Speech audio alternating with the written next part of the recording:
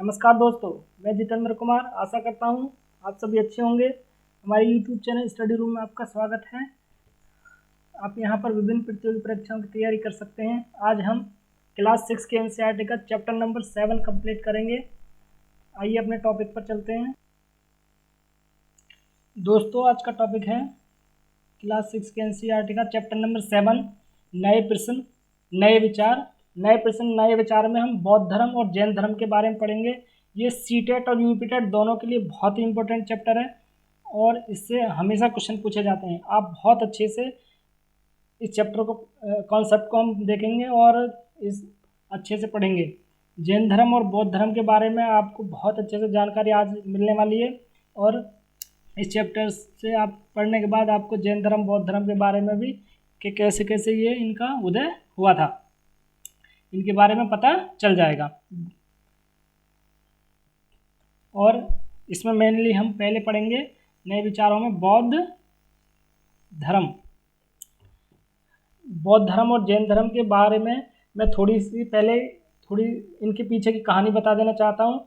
Actual में 6ठी शताब्दी ईसा पूर्व में जो हमारा सनातन धर्म था, वो सनातन धर्म पहले से चलता आ रहा था। सबसे पहले जो प्रमुख धर्म था लोगों का उस समय 6ठी शताब्दी ईसा पूर्व में, इससे पहले वो था सनातन धर्म वैदिक काल में। लेकिन उस समय वैदिक काल में जो सनातन धर्म था उसमें कर्मकांड ज़्यादा होने लग गए थे, इसलिए लोगों को एक नए धर्म की आवश्यकता महसूस हो रही थी, या फिर कि जो लोगों को साथ लेकर चल सके। तो उस समय लगभग नए विचार लोग कर रहे थे। उसमें से एक विचारक जैन बौद्ध धर्म के प्रवर्तक महात्मा बुद्ध थे और जैन धर्म के महावीर स्वामी। और जैसे चार वाक भी थे। उन्होंने कहा था कि याव जीवेत सुख जीवेत ऋण कृत्वा घी पीवेत, जब तक जियो सुख से जियो, चाहे उधार मांग के घी पियो। मतलब 6ठी शताब्दी ईसा पूर्व में बहुत सारे विचार उत्पन्न हो रहे थे। कुछ विचार लोगों ने स्वीकार कर किए और कुछ विचार लोगों को स्वीकार नहीं थे। उसी में एक है बौद्ध धर्म के बारे में हम पढ़ेंगे। जैसे बौद्ध धर्म के संस्थापक किसको माना जाता है? सिद्धार्थ या गौतम बुद्ध। गौतम बुद्ध ने किसका बौद्ध धर्म के संस्थापक थे। इनका जीवन परिचय। महात्मा बुद्ध का जन्म 2500 वर्ष पूर्व अर्थात 563 ईसा पूर्व में कपिलवस्तु के लुम्बिनी ग्राम आधुनिक रूमंदेई में हुआ था। मतलब 563 ईसा पूर्व आपको याद रखना है, कपिलवस्तु के लुम्बिनी में। और आधुनिक उसका नाम क्या है? रूमंदेई, जो कि नेपाल की तराई में स्थित है। और कभी कभी इनका ये पूछ लिया जाता है किस गढ़ से ये संबंधित थे। तो महात्मा बुद्ध शाक्य क्षत्रिय गढ़ से थे, शाक्य क्षत्रिय कुल से थे। पूछ लिया जाएगा महात्मा बुद्ध किस कुल से थे, याद रखना है आपको, शाक्य क्षत्रिय कुल से थे। और इनकी माता का नाम क्या था? महामाया। और पालन इनकी माता का देहांत हो गया था, इसलिए इनका पालन पोषण इनकी मौसी प्रजापति गौतमी द्वारा किया गया था। और जब महात्मा बुद्ध ने बौद्ध धर्म चलाया था तो इन्होंने ही सबसे पहली महिला थी बौद्ध धर्म को धारण करने वाली। वो कौन थी? प्रजापति गौतमी ही थी। ये भी आपको बात याद रखनी है। और इनका पालन पोषण किसने किया था? इनकी मौसी प्रजापति गौतमी ने। पिता का नाम क्या था? सुधोधन। और 16 वर्ष की अवस्था में इनका विवाह शाक्य कुल की कन्या यशोधरा से हो गया था। तो इनकी पत्नी का क्या नाम था? यशोधरा, आपको याद रखना है। और इनको एक पुत्र हुआ था राहुल। जब इनका जन्म हुआ था तो महात्मा बुद्ध इनके पिता सुधोधन के यहाँ एक बहुत बड़े ऋषि आए थे। तो उन्होंने जब ये घोषणा की थी कि ये बच्चा या तो चक्रवर्ती सम्राट बनेगा या फिर बहुत बड़ा सन्यासी बनेगा, इसलिए इनके पिता सुधोधन ने क्या किया, इनको इतने ऐशो आराम में पाला कि इनको दुख क्या होता है, मौत क्या होती है, रोग क्या होता है, मृत व्यक्ति क्या होता है, इनके बारे में इस चीज़ को एहसास ही नहीं होने दिया। एक दिन ये अपने रथ को लेकर बाहर निकल पड़े तो इन्होंने क्या देखा? 4 दृश्य देखे। 4 दृश्यों में क्या क्या था? पहला इन्होंने देखा वृद्ध व्यक्ति। तो अपने सारथी से इन्होंने पूछा कि ये मतलब कौन सी अवस्था है कि राजकुमार एक दिन व्यक्ति को बूढ़ा हो जाना होता है, और पहले बचपन होता है, फिर जवानी, फिर सभी को बूढ़ा होना होता है। तो उन्होंने कहा कि मैं भी बूढ़ा हो जाऊंगा। हाँ, आप भी बूढ़े हो जाओगे एक दिन। उन्हें बड़ा मतलब असंतोष सा हुआ, और फिर उन्होंने देखा व्याधिग्रस्त बीमार मनुष्य, ऐसे याद रख सकते हैं, पहला व्यक्ति वृद्ध था, फिर वो क्या हो गया, बीमार हो गया।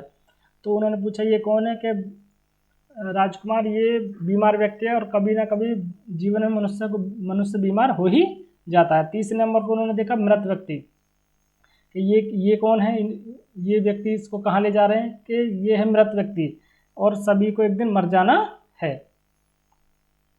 तो इन चीज़ों को देखकर बड़ा उनके मन में वैराग्य उत्पन्न हो गया। और फिर आगे उन्होंने चलकर देखा कि एक प्रसन्नचित सन्यासी, कि ये कौन है, कि ये संसार को त्याग कर, सांसारिक सुख को त्याग कर एक वास्तविक ज्ञान की खोज में जो निकल जाते हैं, और अपना घर बार को छोड़कर जो तपस्या करते हैं, वो सन्यासी। और इनके सन्यासी के माथे पर बहुत तेज था। इन्होंने देखा कि सबसे अच्छी अवस्था कौन सी है, ये प्रसन्नचित सन्यासी के। इन्होंने तभी निर्णय लिया कि मैं भी अब क्या सन्यासी बनूंगा।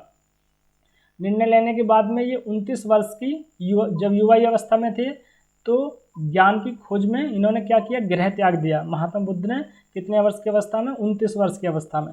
और गृह त्याग की इस घटना को महाभिनिष्क्रमण क्या कहा जाता है, महाभिनिष्क्रमण। यूपी टेट का प्रिय क्वेश्चन है, ये पूछ लिया जाता है कि जब महात्मा बुद्ध ने गृह त्याग किया था तो उस समय की घटना को क्या कहा जाता है, तो महाभिनिष्क्रमण कहा जाता है, महाभिनिष्क्रमण की संज्ञा दी जाती है। तब ये घर से निकलने के बाद में अपने 2 गुरुओं से मिले। इनके प्रथम गुरु थे अलार कलाम, और द्वितीय गुरु थे रुद्रक रामपुत। इन्होंने अपने सवाल जवाब, अपने क्वेश्चनों के जवाब मांगे, लेकिन ये इन दोनों अपने गुरुओं से संतुष्ट नहीं हुए। इसलिए फिर इन्होंने खुद ही एक पेड़ के नीचे बैठकर तपस्या करने का फैसला किया।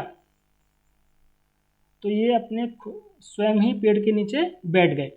तो 35 वर्ष की अवस्था में वैशाख पूर्णिमा की रात को पीपल वृक्ष के नीचे निरंजना और पुनपुन नदी के तट पर ज्ञान की प्राप्ति हुई। तो ये पूछ रहा जाता है कितने वर्ष की अवस्था में महात्मा बुद्ध को ज्ञान की प्राप्ति हुई, 35 वर्ष की अवस्था में। कब हुई, वैशाख पूर्णिमा के दिन। वृक्ष किसका था, पीपल का था, और नदी कौन सी थी, निरंजना या पुनपुन। और ज्ञान प्राप्ति के बाद में ये क्या कहलाए, महात्मा बुद्ध तथागत बुद्ध, मतलब जो तथागत मतलब जो अपने आप को जान ले, वो तथागत बुद्ध कहलाए। ज्ञान प्राप्ति के बाद बुद्ध उरुवेला बोध गया बिहार से, मतलब इन्हें ज्ञान की प्राप्ति कहाँ पर हुई थी, अगर पूछ लिया जाए तो उरुवेला बोध गया बिहार में हुई थी। तो वहाँ से ये सारनाथ चले गए। सारनाथ कहाँ पर है, उत्तर प्रदेश के वाराणसी में सारनाथ है। वाराणसी में इन्होंने ऋषिपत्तनम मृगदाव, जो बिल्कुल पर्टिकुलर जगह है वो ऋषिपत्तनम है, वहाँ पर आए और इन्होंने 5 ब्राह्मण सन्यासियों को अपना प्रथम उपदेश दिया। ये 5 ब्राह्मण सन्यासी वही थे जिन्होंने शुरू में इन्होंने सुजाता नाम की कन्या से खीर खा ली थी, इसलिए इन 5 ब्राह्मणों ने इनका साथ छोड़ दिया कि सन्यासी नहीं है, ये भोगी व्यक्ति है। लेकिन बाद में इन्हीं को, इन 5 सन्यासियों को मनाकर इन्होंने प्रथम उपदेश दिया था। और इस घटना को बौद्ध धर्म में धर्म चक्र परिवर्तन, मतलब जो महात्मा बुद्ध का प्रथम उपदेश था, इसको क्या कहा जाता है, धर्म चक्र परिवर्तन कहा जाता है। और इसलिए यहाँ पर एक स्तूप का निर्माण भी किया गया है। सारनाथ में एक स्तूप का निर्माण भी किया गया है। महात्मा बुद्ध की शिक्षाएं और सिद्धांत, यहाँ से भी क्वेश्चन पूछ लिया जाता है। शिक्षाएं एवं सिद्धांत में 4 आर्य सत्य। 4 आर्य सत्यों में क्या है, पहले महात्मा बुद्ध ने कहा कि दुख है। उन्होंने क्या कहा, दुख है, अर्थात जीवन कष्टों से और दुखों से भरा हुआ है। तो ये बात सही है कि जीवन क्या है, कष्टों और दुखों से भरा हुआ है। लोगों को ये बात बहुत अच्छी लगी कि हाँ भाई वास्तव में ये सही कह रहे हैं कि जीवन क्या है, कष्टों और दुखों से भरा हुआ है, बड़ी अच्छी बात है। दूसरा उन्होंने कहा दुख समुदाय, क्या दुख का कारण है, दुख ऐसे ही नहीं है, दुख का क्या है, कारण है। दुख का कारण क्या है, ऐसा हमारी इच्छा, लिप्सा को उन्होंने क्या कहा, तृष्णा और लालसाओं जो हमेशा पूरी नहीं हो सकती हैं, के कारण होता है। दुख का कारण क्या है? हमारी इच्छा जो है, लिप्सा है और लालसा जो हमेशा पूरी नहीं होती है। जैसे हम बार बार इच्छा करते रहते हैं, गाड़ी होनी चाहिए, बहुत अच्छा मकान होना चाहिए, यहाँ भी मकान होना चाहिए, वहाँ भी मकान होना चाहिए, मोटरसाइकिल भी अलग से होनी चाहिए, गर्लफ्रेंड भी होनी चाहिए, बॉयफ्रेंड भी होना चाहिए। ये सारी चीज़ें जो हमारी इच्छाएं हैं, इसके कारण क्या होता है? हमें दुख होता है। अब तीसरी बात उन्होंने कही कि दुख निरोध। निरोध मतलब रोकना, मतलब दुख से क्या बचा जा सकता है? दुख से बचा जा सकता है, अर्थात दुख से बचा जा सकता है। कैसे बचा जाएगा? आत्म संयम अपनाकर। हमको क्या करना है? आत्म संयम अपनाना है, यानी कि अपनी इच्छाओं पर क्या करना है? हमें नियंत्रण करना है। हमें ऐसी लालसा से मुक्ति पा सकते हैं आत्म संयम अपनाकर। हमने इच्छाओं को नियंत्रण में करना है। अब करना क्या है? इच्छाओं पर नियंत्रण करने के लिए दुख ना हो, और हमें मोक्ष की या निर्वाण की, हिंदू धर्म में जन्म और मृत्यु की से जो छुटकारा पा लेते हैं उसे क्या कहते हैं? मोक्ष। और उसमें बौद्ध धर्म में जो जन्म मृत्यु से छुटकारा पा लेते हैं उसको क्या कहते हैं? निर्वाण। तो दुख निरोध गामिनी प्रतिपदा, ये क्या है? अष्टांगिक मार्ग ही दुख गामिनी प्रतिपदा है। यानी कि जो अष्टांगिक 8 मार्गों का पालन करेगा वो क्या है? दुख निरोध गामिनी प्रतिपदा, और उसको निर्वाण की प्राप्ति हो जाएगी। तो पूछा जा सकता है कि उन्होंने निर्वाण प्राप्ति के कितने रास्ते बताए महात्मा बुद्ध ने? उन्होंने अष्टांगिक मार्ग बताए हैं। अष्टांगिक मार्ग में क्या करना है आपको? कि पहला सम्यक दृष्टि, सभी को सही दृष्टि से देखना है। सम्यक संकल्प, जो आप संकल्प करते हैं उसको आपको पूरा करना है। सम्यक वाक, मतलब सभी से मधुर वाणी से बोलना है। सम्यक कर्मांत, कर्म अच्छे रखने हैं। सम्यक आजीव, सम्यक व्यायाम, मतलब योग करना है और जीवन को एक अच्छी दिशा देनी है। सम्यक स्मृति और सम्यक समाधि। अगर इन 8 मार्गों का पालन आप करेंगे तो आपको निर्वाण की निर्वाण की प्राप्ति हो जाएगी, यानी कि आप मृत्यु और जन्म से छुटकारा पा लेंगे। बौद्ध धर्म के त्रिरत्न। बौद्ध धर्म के त्रिरत्न, केवल ये क्वेश्चन भी पूछ लिया जाए कि त्रिरत्न किससे संबंधित है? तो त्रिरत्न किससे संबंधित? बौद्ध धर्म से संबंधित है। वो कौन कौन से त्रिरत्न है? बुद्ध, धम्म, संघ। ये क्वेश्चन पूछा गया है कि निम्न में से कौन से त्रिरत्न में नहीं आता है। उसमें क्वेश्चन में था बुद्ध, धम्म, संघ, और एक ऑप्शन था अहिंसा। सीटेट के चैप्टर में पूछा गया है अहिंसा, तो उसमें अहिंसा नहीं था। तो आपको याद रखना है इनका मतलब क्या है? बुद्धम शरणम गच्छामि, धम्मम शरणम गच्छामि और संघम शरणम गच्छामि। महात्मा बुद्ध ने लोगों को दयालु होने तथा मनुष्य के साथ साथ जानवरों के जीवन का आदर करने के लिए भी कहा है। महात्मा बुद्ध ने कहा था कि लोगों पर तो दयालुता करनी है, लेकिन उसके साथ साथ जानवरों के जीवन का आदर भी आपको करना है। ये और बौद्ध दर्शन की मुख्य विशेषताएं ये क्या है? पहला, बौद्ध दर्शन अनीश्वरवादी, अर्थात ये ईश्वर, वेद, आत्मा में विश्वास नहीं करता है। ये बौद्ध दर्शन अनीश्वरवादी, यानी कि ईश्वर को ये बौद्ध धर्म में ईश्वर को नहीं माना जाता है। मतलब इन्होंने ईश्वर को नहीं माना है, न वेद को माना है, न आत्मा को माना है। और बौद्ध धर्म कर्मों के पुनर्जन्म में विश्वास रखता है। अगर आपसे पूछा जाए बौद्ध धर्म पुनर्जन्म में विश्वास करता है या नहीं करता है, तो कर्मों के पुनर्जन्म में विश्वास करता है, आत्मा के पुनर्जन्म में विश्वास नहीं करता है। किसमें करता है? कर्मों के पुनर्जन्म में विश्वास करता है। और बौद्ध दर्शन नितांत कर्मवादी है कि आपको कर्म करने पर ही निर्वाण की प्राप्ति होगी, ऐसे कर्म कांड करने से नहीं होगी। अन्य महत्वपूर्ण तथ्य हैं, बुद्ध ने अपनी शिक्षा सामान्य लोगों को प्राकृत भाषा, ये पूछ लिया जाता है कि महात्मा बुद्ध ने किस में उपदेश दिए थे, तो अपने उपदेश महात्मा बुद्ध ने प्राकृत भाषा में दिए थे। और आगे महात्मा बौद्ध साहित्य पाली भाषा में लिखा गया है। उपदेश किस में दिए थे? प्राकृत में दिए थे। और जो बौद्ध साहित्य वो लिखा किस में गया? पाली भाषा में लिखा गया है।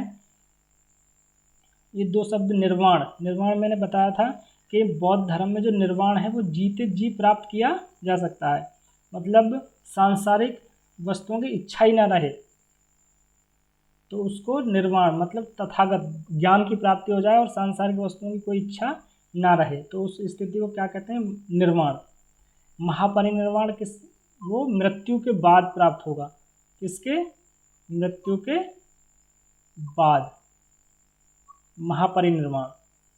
और महात्मा बुद्ध को महापरिनिर्वाण की प्राप्ति कब हुई थी? 80 वर्ष की अवस्था में कुशीनगर में। आपको याद स्थान भी याद रखना है, जैसे लुम्बिनी में उनका जन्म हुआ था तो कुशीनगर में उनकी मृत्यु हुई थी। महापरिनिर्वाण की प्राप्ति हुई थी, महात्मा बुद्ध की मृत्यु हुई, जिसे बौद्ध ग्रंथ में महापरिनिर्वाण कहा गया है। बुद्ध की मृत्यु को बौद्ध ग्रंथों में क्या कहा गया? महापरिनिर्वाण कहा गया है। संघ, संघ का जो कॉन्सेप्ट है वो जैन धर्म और बौद्ध धर्म दोनों में ही है। ये ऐसे लोगों का संगठन जिन्होंने ज्ञान प्राप्ति के लिए गृह त्याग किया और बुद्ध की शिक्षाओं का पालन करने लगे। मतलब महात्मा बुद्ध और महावीर स्वामी दोनों ये मानते थे कि अगर मनुष्य को सच्चे ज्ञान की प्राप्ति करनी है तो क्या गृह का त्याग कर देना चाहिए।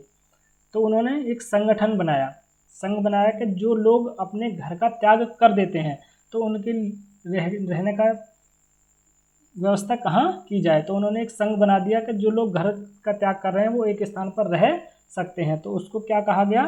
संघ कहा गया। घर त्यागने के बाद वो एक साथ सभी रहते थे और महात्मा बुद्ध की शिक्षाओं का पालन किया करते थे। बौद्ध धर्म के ग्रंथ, बौद्ध धर्म के ग्रंथ, बौद्ध साहित्य के त्रिपिटक।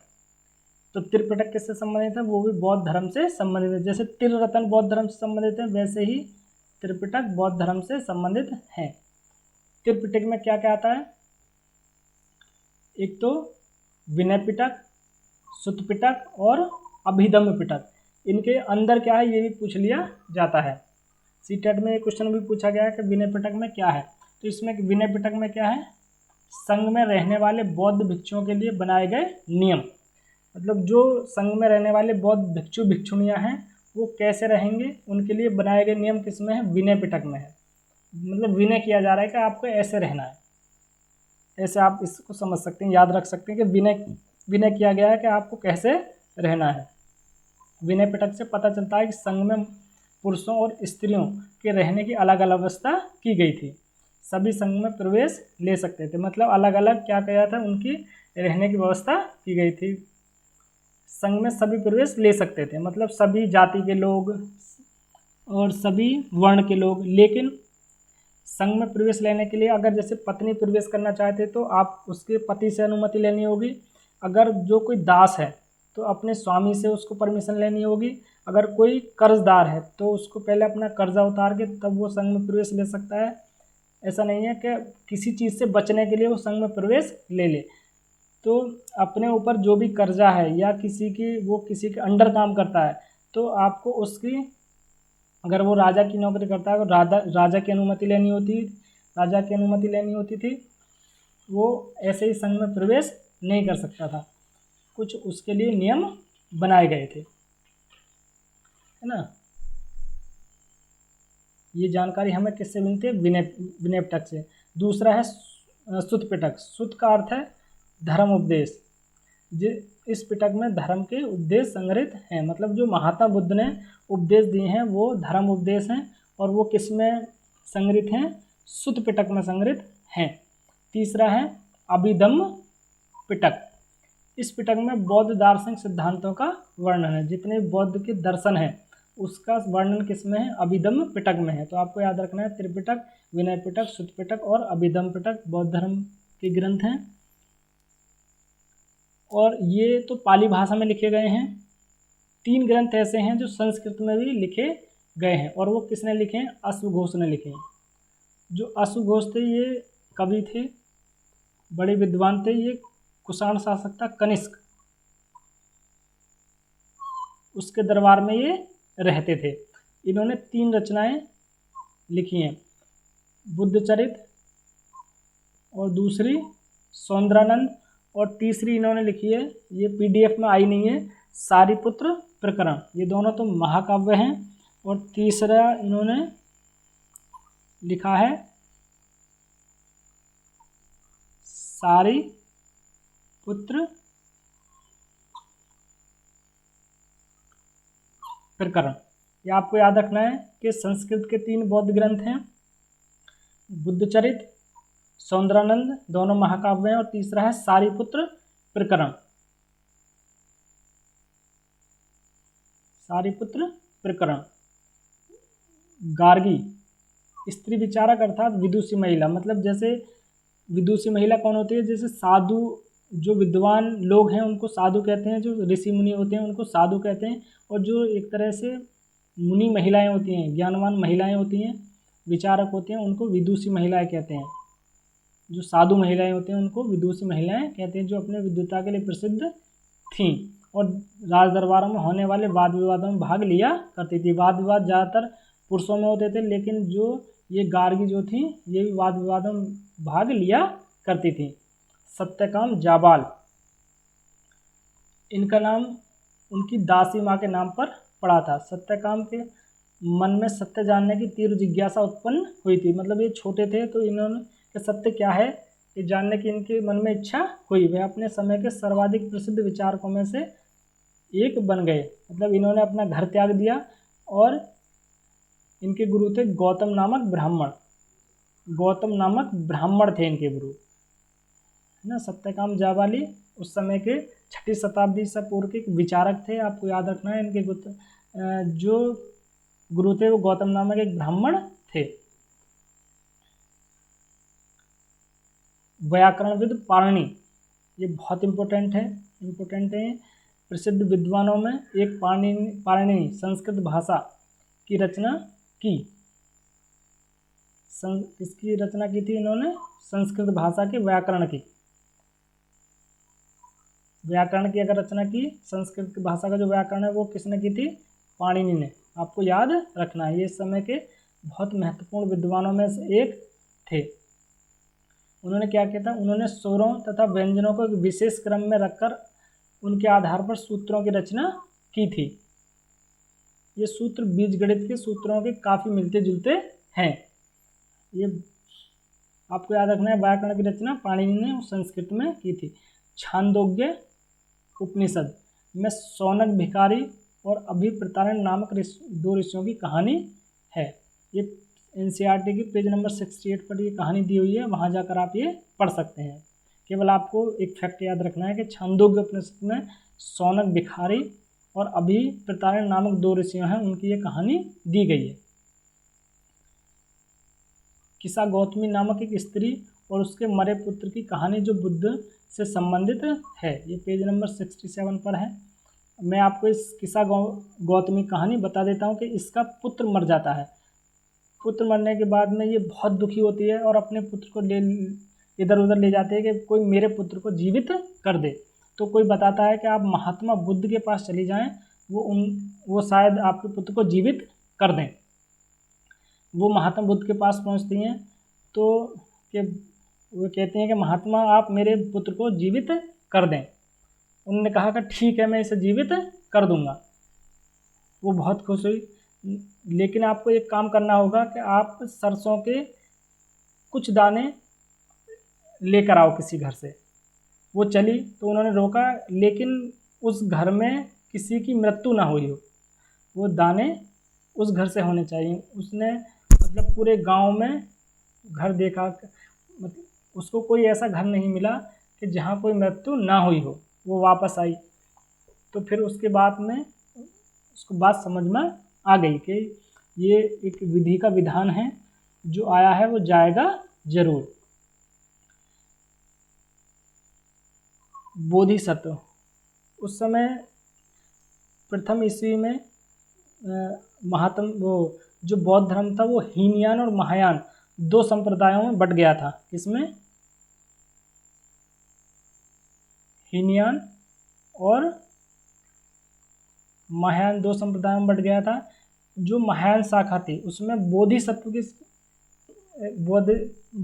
की अवधारणा आ गई कि बोधिसत्व होते कौन थे, कि बौद्ध धर्म में बोधिसत्व उन्हें कहते हैं जिन्होंने निर्वाण प्रबोध ज्ञान प्राप्त किया हो और ज्ञान प्राप्ति के बाद एकांतवास करते हुए ध्यान साधना कर सकते थे, लेकिन ऐसा करने के बजाय वे लोग शिक्षा देने और मदद करने के लिए सांसारिक परिवेश में ही रहना ठीक समझने लगे।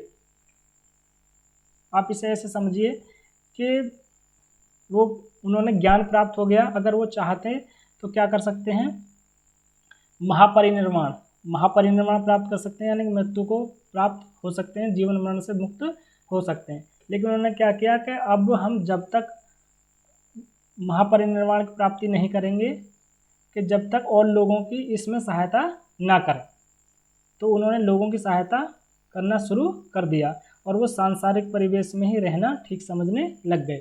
मतलब उन्होंने अकेले रहना ठीक नहीं समझा और बाद में आकर बोधिसत्वों की पूजा भी शुरू हो गई थी।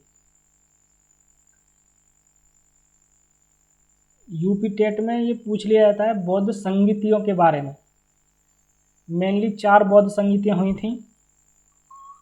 बौद्ध संगीतियाँ मतलब परिषद यानी कि बैठकें, और इसमें आपसे संगीति कौन सी थी, स्थान कहाँ था, शासक कौन था, उसका समय क्या था और उनके अध्यक्ष कौन थे, आपको ये याद रखना है। जो प्रथम संगीति थी वो राजगीर बिहार में हुई थी और शासक कौन थे इस समय, अजातशत्रु 483 ईसा पूर्व में हुई थी। कब हुई थी, 483 ईसा पूर्व में, अजातशत्रु के समय। अजातशत्रु ये हर्यक वंश के शासक थे। हर्यक वंश को प्रथहंता वंश भी कहा जाता है। हर्यक वंश को क्या कहा जाता है, प्रथहंता वंश भी कहा जाता है। जो अजातशत्रु थे बिंबिसार के पुत्र थे। इसके पिता का क्या नाम था, बिंबिसार, यानी कि हर्यक वंश के जो प्रथम शासक थे वो कौन थे, बिंबिसार, आपको याद रखना है ये। और इसके अध्यक्ष कौन थे प्रथम संगीति के, महाकश्यप। द्वितीय बौद्ध संगीति वैशाली, ये भी बिहार में हुई थी और इसके समय कालाशोक शासक था और ये ठीक 100 साल बाद इस 383 ईसा पूर्व में हुई थी। सब्बाकामी इसके अध्यक्ष थे। तीसरी पाटलिपुत्र बिहार में हुई थी, अशोक के समय में हुई थी, ये आपको याद रखना है। और कब हुई थी, 251 ईसा पूर्व में हुई थी और इसके अध्यक्ष थे मोगलीपुत्र तिस 3 बिहार में हुई थी और चौथी कुंडलवन कश्मीर में हुई थी। ये कुषाण शासक था कनिष्क, ईस्वी की प्रथम सदी में। वैसे 78 ईस्वी में इसका समय माना जाता है कि ये जो हुई थी 78 ईस्वी में हुई थी बौद्ध संगीति। और ये वसुमित्र और उपाध्यक्ष के इसके अश्वघोष, जिन्होंने संस्कृत में 3 ग्रंथों की रचना की थी। मैंने बताया था कि बुद्धचरित, सौंदरानंद और सारिपुत्र प्रकरण। एक 5वीं मानी जाती है वो प्रयाग में हर्षवर्धन, जो 647 तक बैठा था। ईस्वी तक इन्होंने राज किया था, कहाँ पर, कन्नौज पर। 630 ईस्वी में ह्वेनसांग इसके दरबार में आया था। ये आपको 4 बौद्ध संगीतियाँ बहुत अच्छे से याद रखनी है। महात्मा बुद्ध के जीवन से संबंधित प्रतीक चिन्ह, कभी कभी पूछ लिया जाता है कि महात्मा बुद्ध के प्रतीक चिन्ह, जीवन संबंधित प्रतीक चिन्ह क्या है। जन्म से संबंधित क्या है, कमल व साढ़, मतलब एक तरह से कमल खिल गया। गृह त्याग किससे किया था उन्होंने, घोड़े पर गए थे इसलिए घोड़ा। ज्ञान की प्राप्ति कहाँ पर हुई थी, बोधि वृक्ष, पीपल के। उसे फिर बाद में क्या कहने लग गया, बोधि वृक्ष, यानी कि बोधि मतलब ज्ञान। निर्वाण की प्राप्ति क्या है, पद चिन्ह। मृत्यु, उनकी जब मृत्यु हो गई थी तो उनकी याद में क्या बनाए गए थे, स्तूप बनाए गए थे। और इसी समय 6ठी शताब्दी ईसा पूर्व में जब ये विचार उत्पन्न हो रहे थे तो उपनिषदों का कॉन्सेप्ट जब ही आया था। क्या, उपनिषद। उपनिषद मतलब होता है समीप और निषद का मतलब होता है निकट, यानी कि इसका शाब्दिक अर्थ होता है उपनिषद का गुरु के समीप बैठना। क्या होता है, गुरु के समीप बैठना, यानी कि गुरु के समीप बैठकर प्राप्त किया गया ज्ञान। इसको वेदांत भी कहा जाता है। क्या कहा जाता है, वेदांत, यानी कि वेदों का अंत। मतलब इनमें क्या किया गया था, जो वेदों में कृतियाँ मतलब जो कर्मकांड वगैरह थे, इनमें कर्मकांडों की क्या निंदा की गई है कि कर्मकांड ये बेकार की चीज़ें, व्यक्ति को केवल विचार के माध्यम से मोक्ष की प्राप्त करनी चाहिए, कर्मकांड की जरूरत आवश्यकता नहीं है। इस तरह से कमेंट करके बताएं आपको ये कैसी लगी। और आप अगर लेक्चर की पीडीएफ प्राप्त करना चाहते हैं तो मैं एक आपको व्हाट्सएप नंबर दे रहा हूँ, आप इस पर संपर्क कर सकते हैं।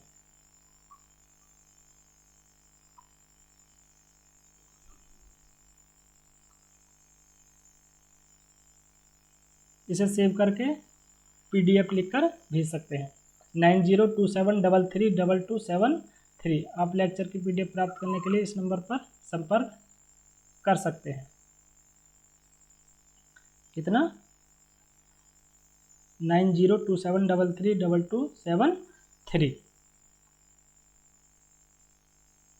प्लीज़ हमारे चैनल को सब्सक्राइब करें, शेयर करें, लाइक करें और बेल आइकन को भी दबा दें। बहुत बहुत धन्यवाद।